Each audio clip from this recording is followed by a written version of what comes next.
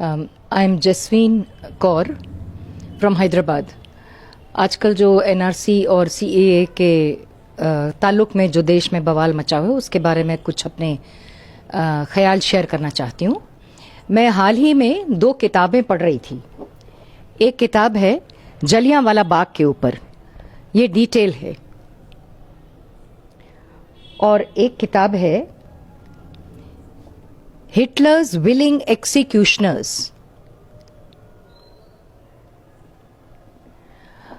दोनों किताबें आज के हालात से बहुत ताल्लुक रखती हैं। बड़ी पैरेलल सिचुएशन है। जो जलियांवाला बाग का इंसिडेंट हुआ अप्रैल 1919 को, उस टाइम ऐसे ही हालात थे कि अंग्रेज सरकार ने राउलेट एक्ट लेके आए, जिसके तहत उनके पास बहुत पावर्स थे।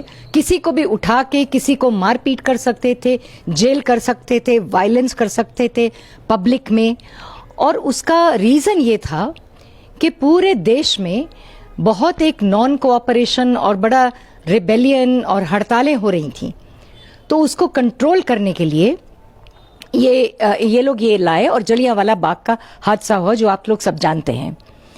उसमें सबसे बड़ी, जब जनरल डायर की इंटरव्यू हुई तो सबसे बड़ी जो सवाल पूछा गया कि आपने गलत किया क्या, तो जनरल डायर नहीं माने, कहते नहीं मैंने बहुत अच्छा किया ब्रिटानिया के एम्पायर के लिए, क्योंकि ये लोग एम्पायर को डिसलॉयल थे। और खतरा इस बात का था कि बैसाखी के मेले में हिंदू, मुस्लिम और सिख सब इकट्ठे शरीक हुए थे। तो ये जो पूरे कौम की मजहब से ऊपर उठकर जो एकता दिखाई दी, ये ब्रिटानिया सरकार को बहुत थ्रेटनिंग लगी। तो उन्होंने उसको दबाने के लिए ये एक्ट लेके आए। और वैसे भी वो हिंदू, मुस्लिम और सिखों को डिवाइड एंड रूल की नीति अडॉप्ट करते थे, जो कि सबको मालूम है। तो एक यही बात आजकल भी हो रही है हमारे देश में कि ये जो सीएए और एनआरसी का जो डिबेट चल रही है, ये सब इस मुद्दे पे सब लोग जो हैं, Muslim and non Muslims and Dalits and Christians and Parsis, even the people जो इनको इंक्लूड किया गया है, वो सब मिलके एकजुट होल के इसको रेजिस्ट कर रहे हैं। और गवर्नमेंट का एटीट्यूड ये है कि ये लोग हमको डिसलॉयल हैं। मतलब बीजेपी की सरकार समझती है कि वो देश है और ये लोग देश से डिसलॉयल हो रहे हैं, इसलिए उनको तमाम एंटी नेशनल, ये वो, अर्बन नक्सल्स, तमाम चीजों से उनको बदनाम किया जाता है। लेकिन इसका लेसन ये है कि जब इंसानियत का मुद्दा आता है तो सब लोग मजहब से ऊपर उठ जाते हैं।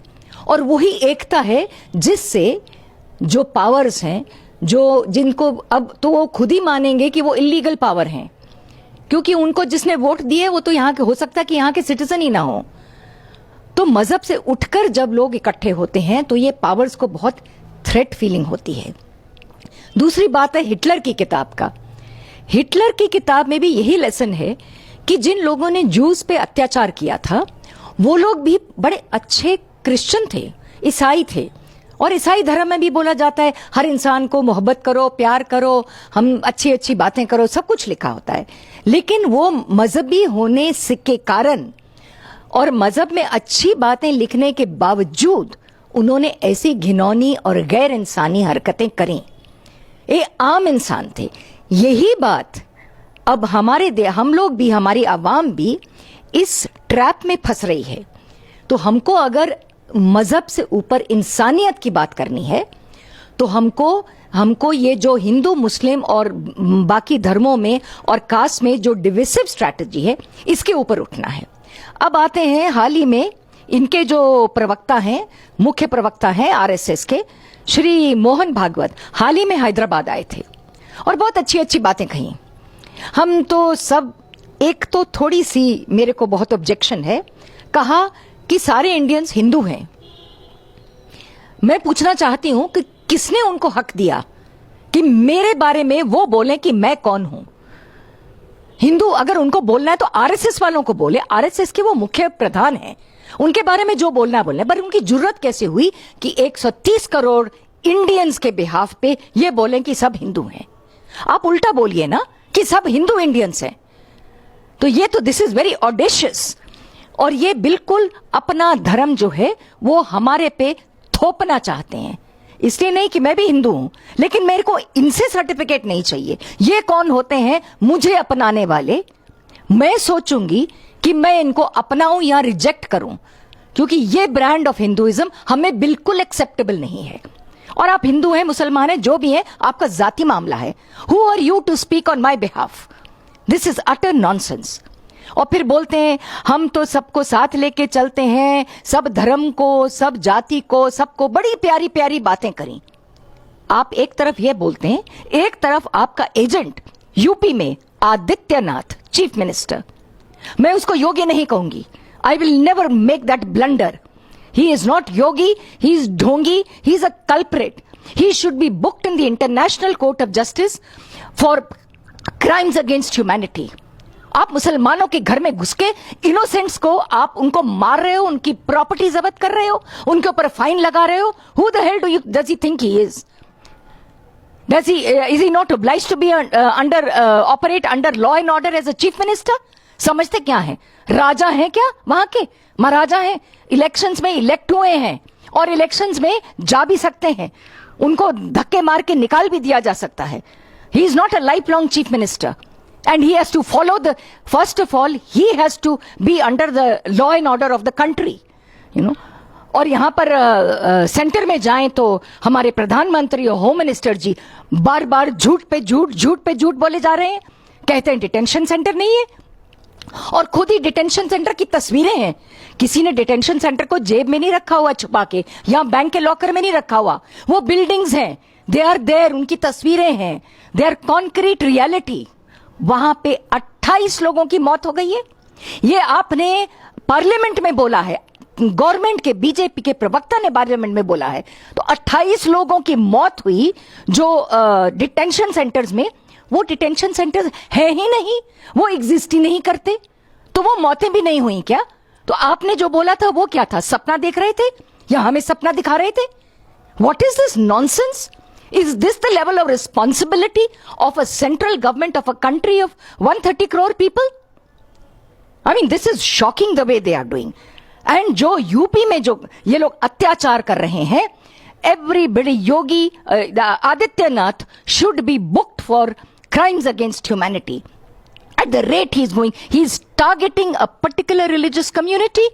एंड वो उनके मिनिस्टर जाते हैं तो इतनी घटिया लेवल के लोग हैं कि किसी की मौत हुई है, 3 मौतें हुई हैं, आप हिंदू के घर जाते हो और मुसलमानों के घर नहीं जाते टू कंडोलेंस एक्सप्रेस करने के लिए। और मुसलमानों को आपने डिक्लेयर कर दिया दंगाई है। और वो पुलिस क्या कर रही थी जिसकी दंगाई की पिक्चरें हैं, जिसमें तस्वीरें हैं, जो वीडियोस वायरल हो चुके हैं? वो प्रॉपर्टी को डिस्ट्रॉय कर रही थी, वो सीसीटीवी कैमरास को डिस्ट्रॉय कर रही थी। हिम्मत है, अगर बीजेपी में कोई कैरेक्टर है, हिम्मत है, तो take action against UP police, take action against Adityanath. लेकिन हम सवाल किससे कर रहे हैं? हम चोरों के सरदार से यही पूछ रहे हैं कि भाई चोरों को सजा दी जाए। ऐसा तो होगा नहीं। So there is only one way out. We have to collectively come together and protest. ये कोई मुस्लिम हिंदू का सवाल नहीं है, ये हम सबका सवाल है, हमारी कॉन्स्टिट्यूशन का सवाल है। जब मोहन भागवत ने कहा कि भाई हम तो सबको एक समान मानते हैं और सब हमारे भाई बहन हैं, इस तरह की अच्छी अच्छी बातें करी, तो हमारा संविधान भी यही कहता है ना। तो आप हमारे संविधान को अडॉप्ट क्यों नहीं कर लेते? आपको आरएसएस की कॉन्स्टिट्यूशन बनाने की क्या जरूरत है? आपको पीला झंडा लगाने की क्या जरूरत है? आपको निक्कर पहनने की क्या जरूरत है? आप बिल्कुल अडॉप्ट करिए हमारी कॉन्स्टिट्यूशन को। लेकिन उनको ये याद रखना होगा, अपने जहन में रखना होगा कि कॉन्स्टिट्यूशन उनके अंदर नहीं है, वो कॉन्स्टिट्यूशन के अंडर है। So they dare not meddle with the constitution, which is a hard won constitution of this country. After lots of lives had been spent in the independence, during the independence struggle, जबकि RSS वाले चोरी छुपे कहां bill में बैठे थे। और सावरकर जो उनका लीडर है, जिसकी पिक्चर इन्होंने पार्लियामेंट में लगाई हुई है, वो ऑलमोस्ट आज की टर्म्स में 1 लाख रुपया पेंशन लेता था सर अंग्रेजों से till 1947।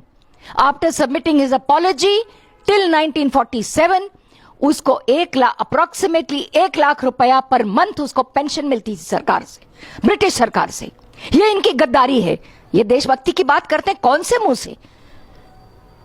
So this NRC and even NPR भी, it is not census. NPR और सेंसस में बहुत फर्क है, और NPR का भी पूरे खुले आम हम लोगों को विरोध करना पड़ेगा। इसमें पूरी आइडेंटिटी मांग रहे हैं, प्रूफ ऑफ सिटीजनशिप मांग रहे हैं। आई हैव लिव्ड थ्रू 6 और 7 सेंसस। मेरे से तो आज तक किसी ने नहीं पूछा कि आप अपना पासपोर्ट दिखाइए, आप अपना कोई ID दिखाइए, कोई राशन कार्ड दिखाइए। सिर्फ इतना पूछा था आपके घर में कितने लोग हैं, कितने बच्चे, क्या उम्र है, क्या है, ये सब पूछा था। सो NPR इज नॉट सेंसस। ये धोखा दे रहे हैं पूरे देश को कि सेंसस तो पहले भी होता था, अब भी हो रहे हैं, अब बवाल क्यों मचा रहे हैं? ये चालाकी है, और इस चालाकी का आप शिकार मत बनिए। And do not release your identity papers. क्या ये पूरे भारतवर्ष को मेजॉरिटी, अगर बीजेपी की 33% आई है तो 63% को क्या ये लोग नॉन सिटीजन डिक्लेयर कर देंगे अगर हम नहीं देंगे अपने पेपर्स? तो so this is absolutely sacrilege, and we should continue the protest and carry out another non-cooperation movement. फिर ये सवाल उठता है जी ये तो लीगल है, ये तो एक्ट बन गया, पार्लियामेंट में पास होया। आपको मालूम है कि जब हम अंग्रेजों की सरकार के अंडर थे तो पूरी Indian freedom struggle was illegal. जो वियतनाम में अमेरिका को भगाया तो वियतनामीज लोगों की struggle was illegal. So fight for human rights is always illegal according to the powers that be. लेकिन एक कौन सी लीगैलिटी की बात कर रहे हैं? A political sanction to murder people, to discriminate on religious grounds, to harass people, to put them in detention centers. Even Hitler was a legal person who did everything legally. But was the Holocaust justified? This is leading to a Holocaust. It will happen against Muslims to begin with, then it will happen against anybody who opposes them. People like me and you, I'm not a Muslim. But so what? They will even do it to me, they will do it to every Dalit, they will do it to every liberal Hindu. ये लोग हिंदुओं को भी मारेंगे जो भी इनको oppose करते हैं। गोगोई इज नॉट अ मुस्लिम, उसको क्यों जेल में डाला हुआ है? भीमा कोरेगांव के लोगों में कोई मुसलमान नहीं है, उनको क्यों जेल में डाला हुआ है? आज तक एक कन्विंसिंग चार्जशीट नहीं दी उनके खिलाफ। तो ये सब चाल है, इस सरकार की चाल है अपना पावर कंसोलिडेट करने की and hand over our resources to the corporate sector. ये लोग बिल्कुल किसी आम आदमी की के जो मसाइल हैं, जो एम्प्लॉयमेंट है, जो सिक्योरिटी है, जो पानी का मुद्दा है, जो एजुकेशन का मुद्दा है, उस पे ये लोग बात ही नहीं कर रहे।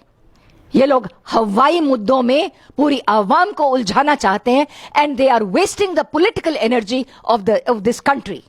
एंड आई स्ट्रांगली, मेरा ये पैगाम है कि this struggle against non-cooperation with such a discriminatory bill which is violative of the spirit of the Constitution, the letter and the spirit of the Constitution, even Parliament is not allowed, is not mandated to violate the Constitution. And they are saying go to Supreme Court. Supreme Court का हालत तो हमने पहले ही देख लिया है। कहाँ एक प्रोटेस्ट करने के लिए जब habeas corpus फाइल किया, the next day when Jamia students were being harassed, हमको सुनना पड़ता है कि I will take up your petition only if there is no protest. Can the Supreme Court guarantee justice to each and every citizen of this country? How many cases of injustice have been there when people have not got justice? So I think Supreme Court को भी तभी आवाज सुनाई देगी जब हम लोग आएंगे आगे और पूरी जनता की, आवाम की आवाज जो है वो एकजुट होके इसके खिलाफ बोलेगी। Thank you.